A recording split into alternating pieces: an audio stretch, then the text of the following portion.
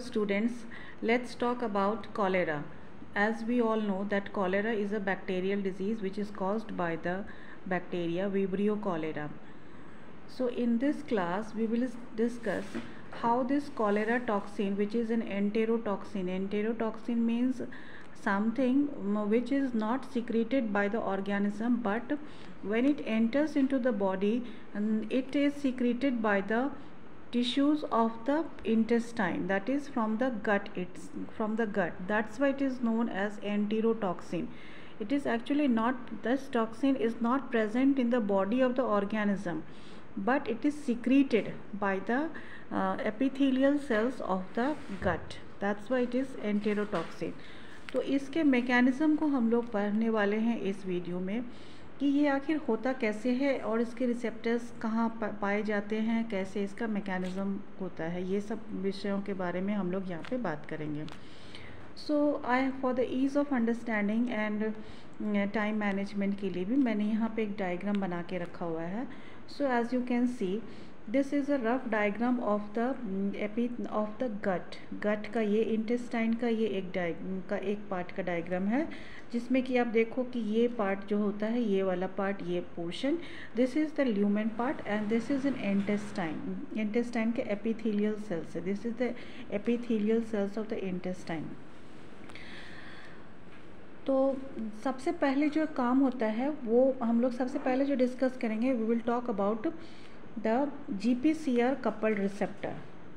ये आप लोग जानते होंगे, मैंने प्रीवियस वीडियो में दिया हुआ है GPCR के बारे में. तो GPCR is actually G protein coupled receptor which is present on the membrane, which is present on the plasma membrane. ये देखो serpentine structure है which is present on the plasma membrane. तो इसका जो बेसिक पहले बता देती हूँ मैं कि इसके जो C टर्मिनल पे होते हैं, C टर्मिनल्स मतलब which is present in the cytoplasm. C terminal पे इसका एक हेटेरोट्राइमेरिक G प्रोटीन प्रेजेंट होता है which is formed of 3 sub units alpha, beta and gamma. जब वो GDP के साथ अटैच्ड रहता है then it is inactive. So since this is a G protein which is attached to a receptor, that's why it is known as G protein coupled receptor. Coupled मतलब किसी के साथ बंधा हुआ होना. That's why it is known as G protein coupled receptor. तो ये जब GPCR यहाँ प्रेजेंट है और जब GDP इसके साथ बाइंड रहता है तब ये इनएक्टिव फॉर्म रहता है. तो GDP यहाँ पे गेफ एक्टिविटी होती है which is known as guanine exchange factor. जब गेफ एक्टिविटी होती है तो ये GDP is converted into GTP. Now this GTP binds to the alpha subunit of the G protein. As soon as the GTP binds to the alpha protein, it dissociates itself with the gamma and beta subunit. और ये alpha subunit free हो गया इन दोनों से. तो यहाँ देखो, यहाँ पे मैंने बताया हुआ है alpha subunit with GTP.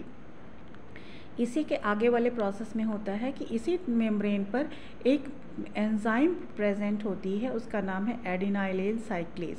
तो एडिनाइल साइक्लेज जो होता है, this is an affected molecule actually. तो when the alpha subunit which is bound with the GTP attaches to the adenyl cyclase, it gets activated. ये effector molecule भी activated हो गया and the main function of adenyl cyclase is to convert the ATP into CAMP, cyclic adenosine monophosphate. Okay. इसके जो बाद की जो process है वो है कि ये कैंप जाएगा सीधा आपके न्यूक्लियस में जाएगा, न्यूक्लियस में फिर ट्रांसक्रिप्शन कराएगा. तो वो यहाँ मैं डिटेल में नहीं बता करके सिर्फ इतना बताती हूँ कि इसका फाइनल आउटकम क्या है. The final outcome of this whole process is to activate the protein kinase. Kinase का मतलब ही होता है something anything which has the kinase activity. That means it donates its phosphate group to any effector molecule or any protein which needs to be activated. तो ये इसका काम ही है किसी को inactive प्रोटीन को एक्टिवेट करना. तो यहाँ तक हमने इसका देख लिया. अब है कि in the gut of the intestine, in the epithelial lining, there is a molecule present which is known as gangliosides. ये गैंग्लियोसाइड्स प्रेजेंट होते हैं. और ये जो कॉलेरा टॉक्सिन होता है, कॉलेरा टॉक्सिन का स्ट्रक्चर अगर आप लोग बेसिकली देखोगे तो इसके 3 सब यूनिट्स जो होते हैं और एक होते हैं 2 सब यूनिट। तो दिस इज़ द बाइंडिंग सब unit and this is the catalytic sub unit. इस तरह करके स्ट्रक्चर होता है डिटेल्ड। तो देखो कि इसके जो बाइंडिंग सब यूनिट्स है, एक और इधर होगा, which binds to the gangliosides, and as soon as the cholera toxin binds to the because cholera toxin has been secreted by this ganglioside itself by the lining of the intestine।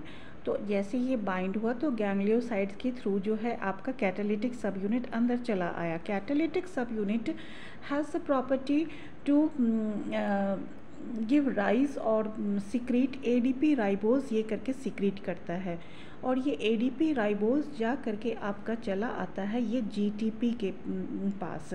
तो it is not allowing, ये जो ADP ribose है, it is not allowing the GTP to dissociate from the alpha sub unit. As a result this whole process remains active, और protein kinase भी आपका active हो रहता है। तो जैसे कि अन्य में होता है कि जो प्रोटीन काइनेज एक्टिवेट हो गया, अपना इसने जो है इफेक्टिव मॉलिक्यूल का काम कर दिया और कैस्केड प्रोसेस को इनिशिएट करके ये फिर बंद हो जाता है, स्विच ऑफ हो जाता है। But in this case it is not dissociated from the GTP and thus the whole process remains active. तो प्रोटीन काइनेज एक्टिव जब रहेगा तो ये 2 काम करेगा। तो असल काम अब यहाँ से स्टार्ट होता है। So what this will do, so let's take an arrow and let's draw a line up to here।